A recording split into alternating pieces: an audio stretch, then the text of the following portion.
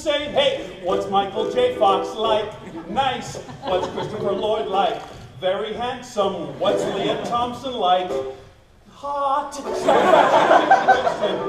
I went to my bar mitzvah of my nephew Josh. Well, I'm not Jewish, but I like to nosh. I put on my yarmulke, started to pray. When the rabbi leaned over and I heard him say, hey, was that real manure? No, it wasn't. How was that DeLorean? A piece of garbage. Do those hoverboards really fly? It's a movie. Stop asking me the question.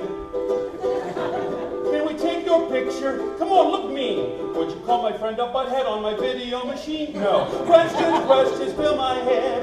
I went to my doctor said, hey, what does a key grip do? Set up lights. What does the best boy do? Help the key grip. What does a producer do? I don't know. Stop asking me the question. Who's the famous guy you know? Matt Damon. Who is the biggest jerk? Gary Busey. How much money do you make? More than you do. Stop asking me the question. I just thought save some time early on in the program.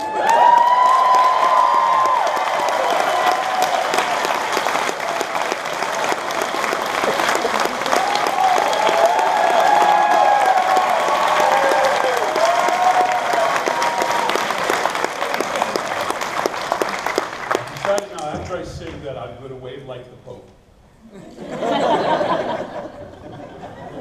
Dude, who are you? I'm Fred.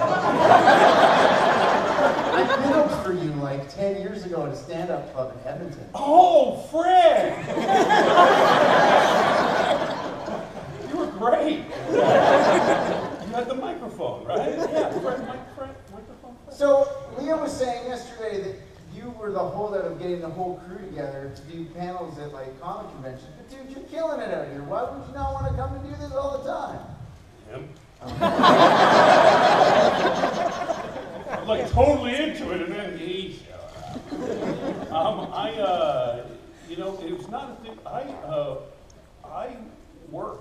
I sort of work, you know, like you have jobs, right?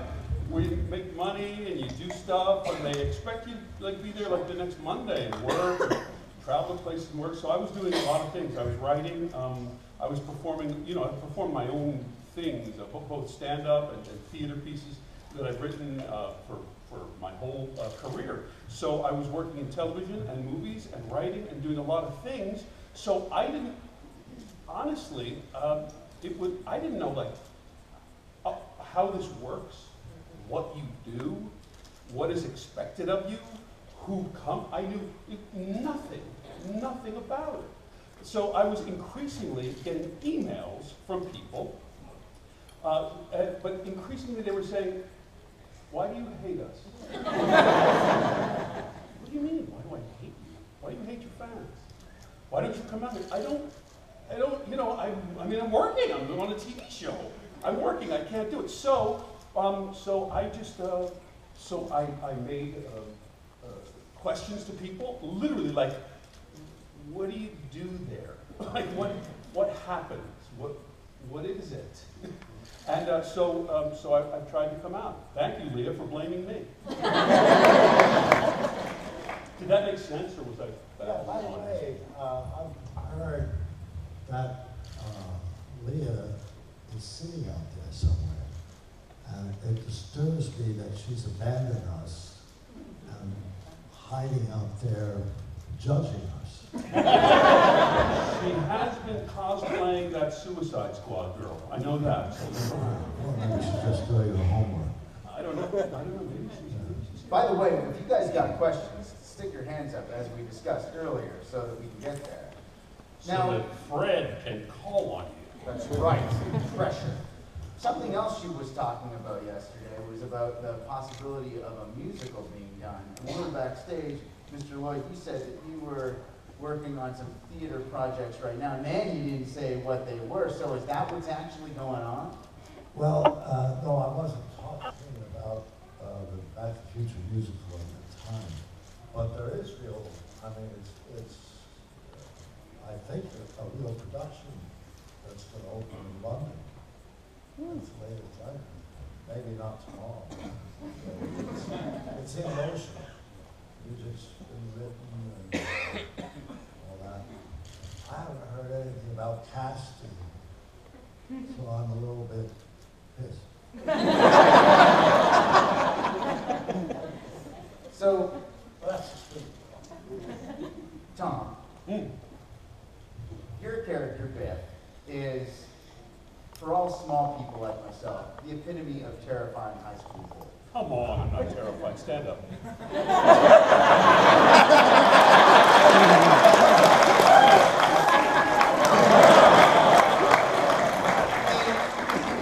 But you're always so nice, and I'm wondering, like, if being like put in that bubble of bully, did it like affect you psychologically and personally?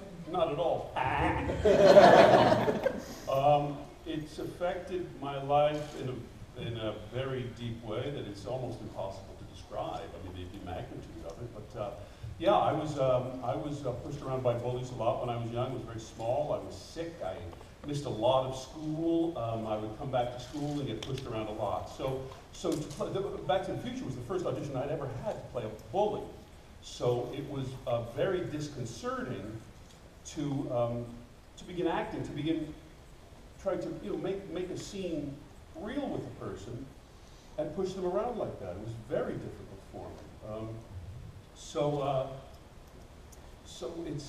it's been an interesting path to in your relatively early 20s to meet people for the intervening 33 years and have them say, when you meet them at a barbecue, I hate you. You say, well, it's a movie. It's fake. They've got like a table with Twizzlers right there. It's a fake thing, but I hate you. So it's an interesting thing to have lived through and thought about, but also there have been many positive things. Many people who have been bullied in their lives have heard about my stories about being bullied, and they have reached out to me, so I've been able to communicate with many people that have experienced all sorts of different bullying in their lives. And as everyone knows here, many of us, probably all of us in different ways have been bullied. You can use that to become a bitter person and to harden your heart, or you can use it to grow compassion and mercy and a more understanding of the people around you in order to reach out in an even better way. So it has been a challenge, but it's been something where I've been able to, I think, reach out and try to help people with it. Does that make sense? Totally, man.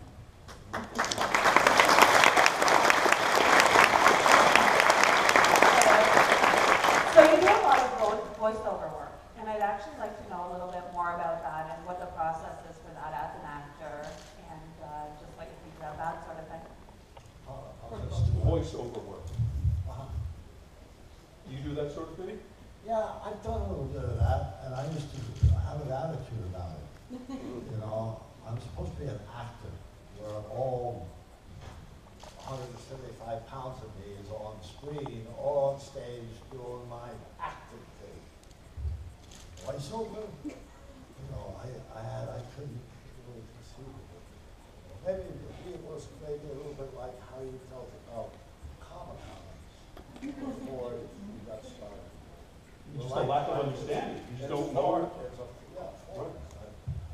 But as I went along, first I discovered that doing the voice ain't just standing there reading lines and saying things.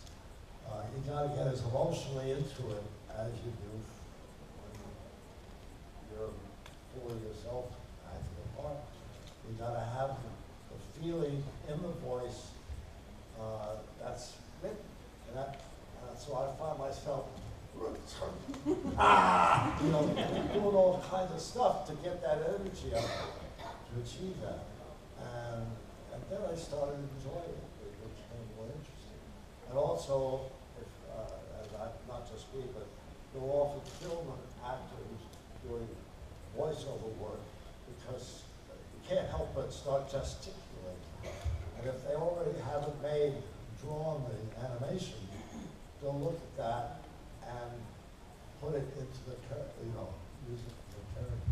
Often now at a session of voiceover work, they'll have a little camera that is just looking at your face, so that the animator can look not only hear the way that you said the line, but see how your face moved.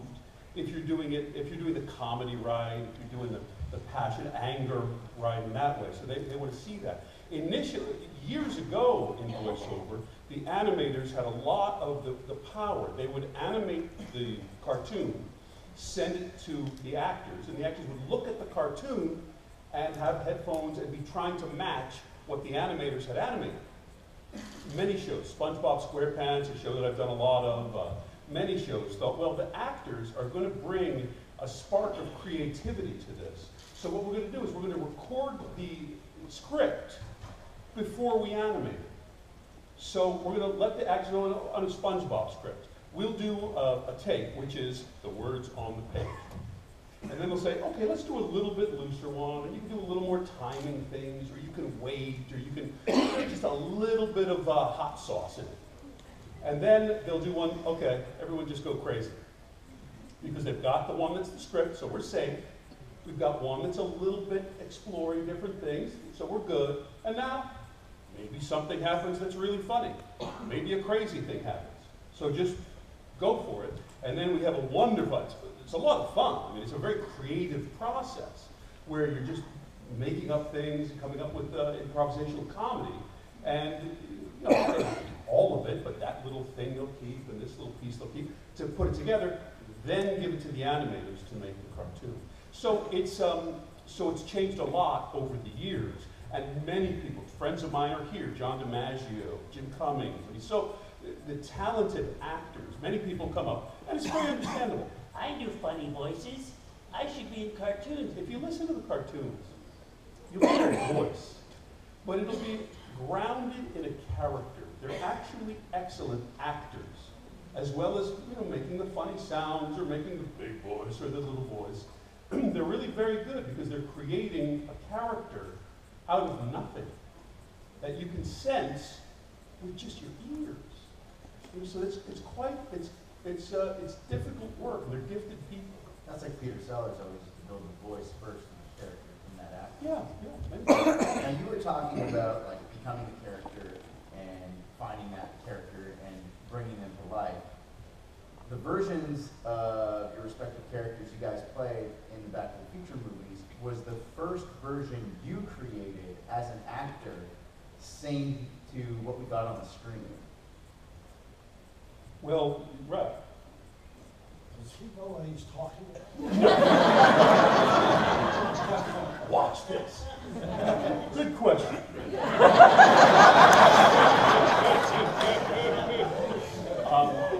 Yes. Creating the character of Doc, right? Where did that come from?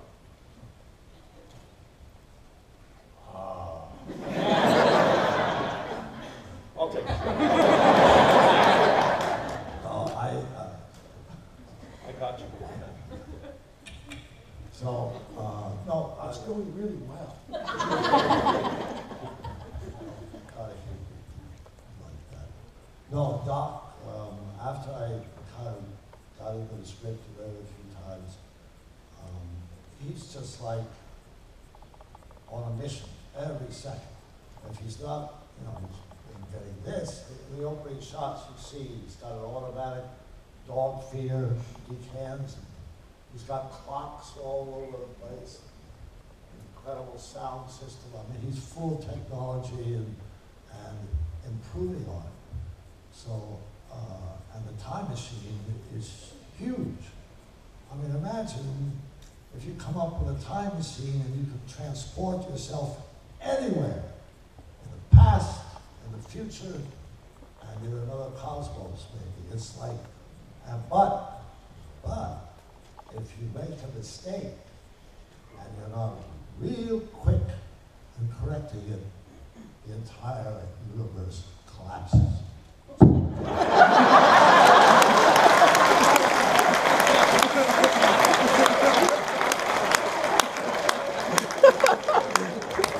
And rest my case. I will talk about my creation of my character.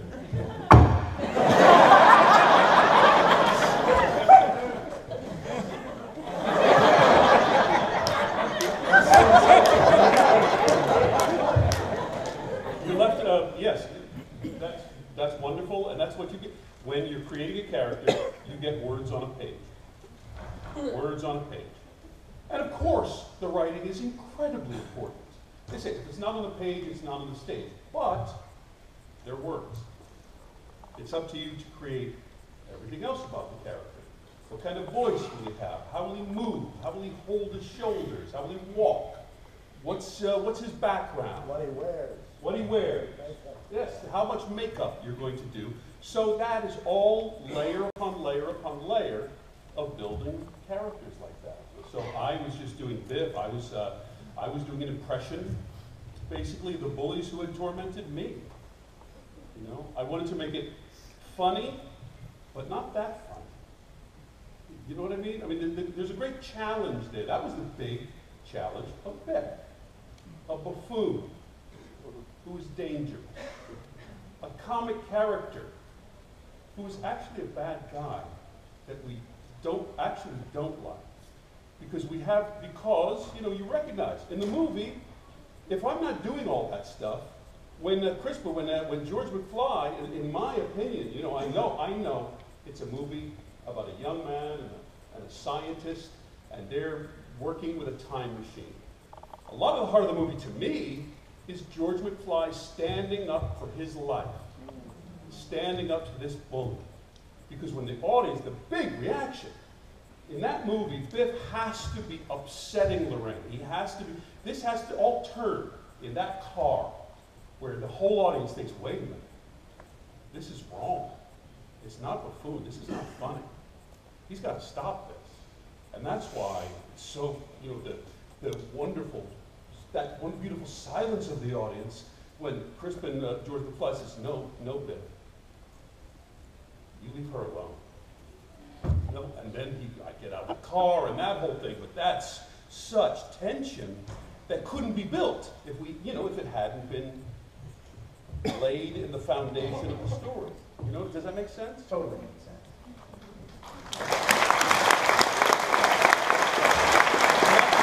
And that's what's crazy each year. I get knocked out, one punch.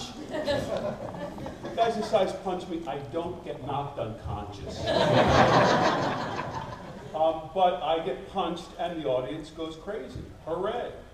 Which my mom was so happy about. She thought I should be playing a handsome prince in movies and things like that. She goes to the movie and whenever I'm on the screen, the music turns like dun dun dun dun dun dun dun dun. They get knocked out and everybody cheers. Hi. Over here. Hello. First, just on the topic of voice work, I just wanted to say to Christopher Lloyd, before I was old enough to have seen Back to the Future, I loved you in the Page Master and Cyber Chase. But then my question is for Tom about Back to the Future. So obviously on top of Biff, like you played a bunch of other characters like Griff and Buford and then all the different iterations of Biff. So which of those the versions of Biff or one of the other characters, which one do you think was the most fun for you to portray? I think for both Chris and I, because I'm from Philadelphia.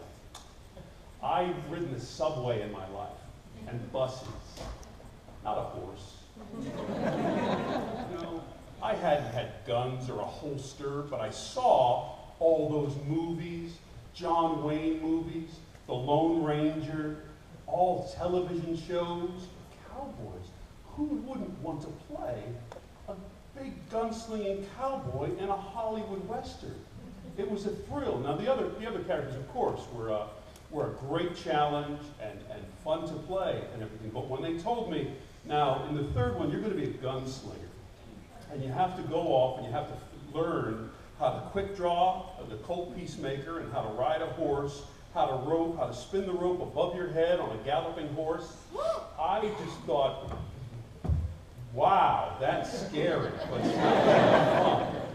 So it was wonderful. I got to learn how riding a horse from a man, Corky Randall, who rode stunts with John Wayne. You know, in those old John Ford, the director movies, he taught John Ford how to ride. My friend Ben Scott, stuntman, taught me how to rope above my head, all that kind of stuff. So those wonderful Western skills were just a lot of fun. Because guys have, maybe ladies, you don't understand, this kind of a guy thing. But what guy doesn't want to wear spurs and walk into a saloon? You know that door of the saloon with the two-door thing? I mean, who doesn't like ching, ching, ching, you know, behind, thump, thump, thump. And everyone clears the tables aside like he's here. Oh my God. Just because you're standing there. That's pretty cool. Mr.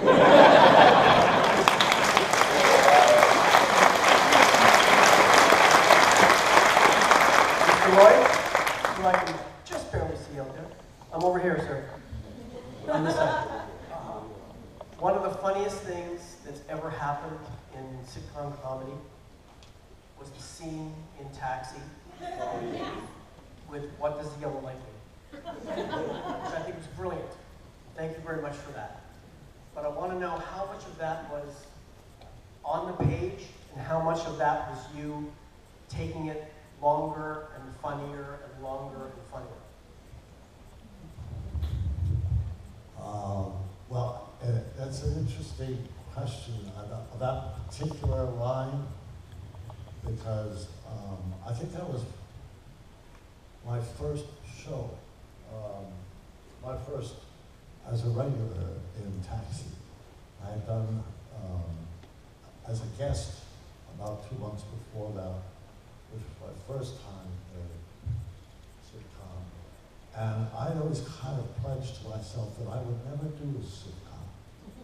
I was an actor in New York with certain attitudes about being in New York and being an actor that a lot of people carried out to the West Coast from New York. They loathed fucking LA. But they were out there to make enough money doing TV or movies to go back to New York and do theater. So it was a little bit duplicitous.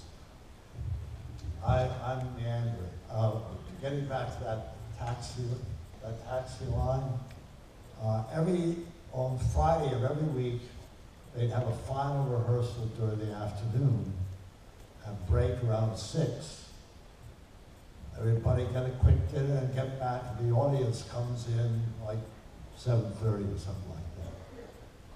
Once in a while in a show, they would get to it's time to break now, but something isn't working, and they gotta figure it out before the audience comes in. It's like a crisis. And that scene, What Does the Yellow Light Mean? They couldn't figure out how to put a button on it, how to complete it, or how to end it in some kind of way that worked. So I'm sitting down there, this is a new realm for me, and everybody, they've got to come up with a solution. And somebody would suggest this, so we'd shoot it. It didn't work. And this went on about 4 or 5 times, and somebody, and it didn't matter who said it. It could be the janitor or anyone. Somebody come up with a line. Somebody came up with that line at that moment, and they tried it, and it worked. And so that's doubly memorable to me, the way it came about, because it was sort of accidental. If you haven't seen it, young people, look it up somewhere. Because if you know, like Lucille Ball going to the Chocolate Factory and those classic television comedy pieces of all time, that is certainly one of them. I mean, it's just hysterical. You know,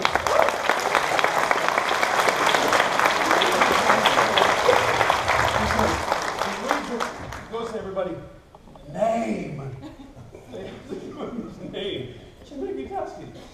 They say, what's on the test? He says, I thought that was the test.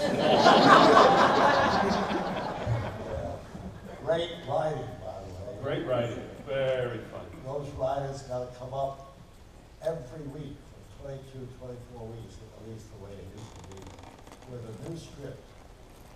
And they have to, it has to work. And it's amazing. Hey guys. Oh, over here. Sorry, I didn't mean to interrupt. I would just like to ask you guys, what were your opinions on when the Chicago Cubs made it to the World Series and prediction in Back to the Future #2, because that was actually pretty awesome. Like watching it when it happened and then like living to 20, this time I'm seeing it and it was just crazy. What do you guys think about that? I just remember that when the Cubs won the first game in the playoffs, was it? Yes. That was like, because you figured they're going to win the World Series. Okay, that's another prediction in the Back to the Future or whatever. Sure. And then they win that first playoff game, and it was something like, oh my God. Now, it was a year off. Yeah. It was a year off. Because the previous year, I was working in Las Vegas, and I was doing stand-up comedy in Las Vegas. My friend says, listen, would you do me a favor? You won't want to do it, but would you do me a favor? I said, yeah, okay, well, what is it? He says, it's 2015. If I give you $100, would you take it to the sports book and bet $100 on the Chicago Cubs?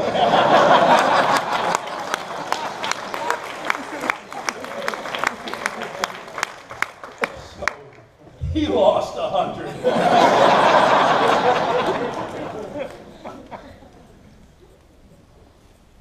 Okay, so the creators of the Back to the Future movies have said there won't be a Back to the Future 4 or a reboot or anything of the sort. But I was wondering if either of you feel that your characters might have room to, say, do other types of science fiction or themes or genres of movies if they were to do something else. A new story, but with the same characters. I always felt Biff was a dancer. There was another one. I would just hope they would explore that part of his heart. You know what I mean? Coincide a little bit. I don't know. Do you see the Back to the Future universe, whatever it is, going to other iterations at some point, doing other stories?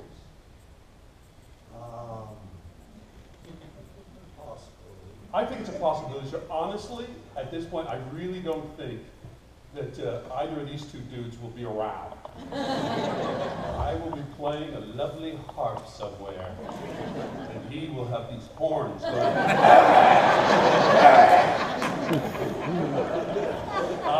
I don't. No, remember? Oh, I should have been nicer to Tom. I don't think it's going to happen for quite a long time, because I think the filmmakers dedicated themselves to protecting those 3 movies. So if we were going to do 3 of them, especially back to back, the first studio that had ever done that, we want you to do 2 and then 3 right afterwards. Well, if we're going to do that, then we're going to leave it as this trilogy that people can remember and think, boy, that was great. We don't need to recast Marty 4 different ways and, and take this kind of the slug down. Oh, that was pretty good. And then this one was, I'll see that on Netflix, whatever, as they all go. I'm so glad that Back to the Future is something that we can all think back on and just think, wasn't that great? Yeah. That was great.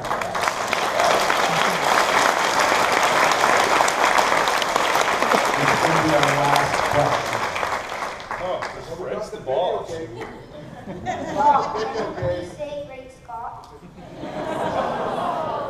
I'm sorry, buddy, I didn't hear you. Doc, can you say Great Scott? Great Scott!